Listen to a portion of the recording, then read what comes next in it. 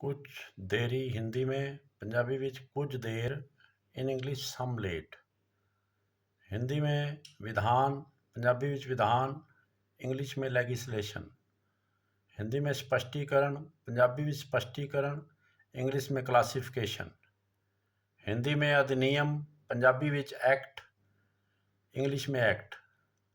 विधेयक हिंदी में, Punjabi which bill, English which bill. संसद द्वारा पारित विधि या कानून, संसद वालों पास किया कानून, in English law passed by parliament.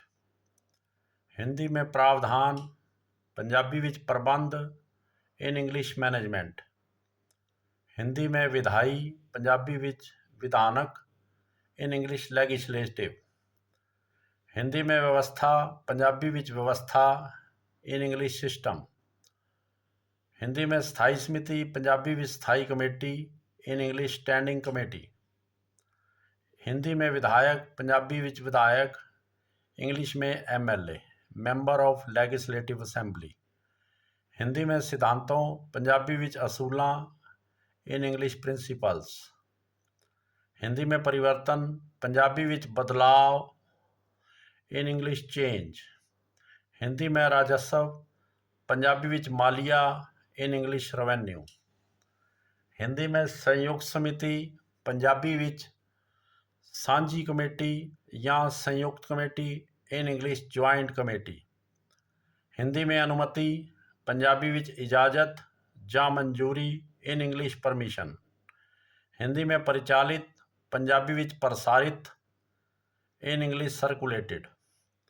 Hindi में तकनीकी, पंजाबी विच तकनीकी, इंग्लिश में टेक्निकल।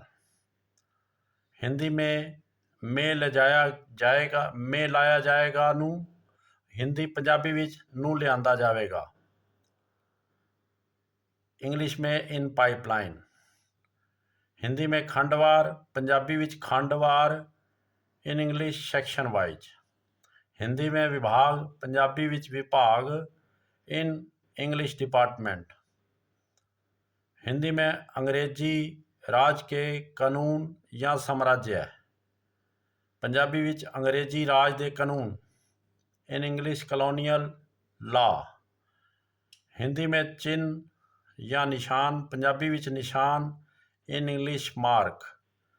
हिंदी में भ्रष्टाचार, पंजाबी विच भ्रिष्टाचार, in English corruption. Thank you.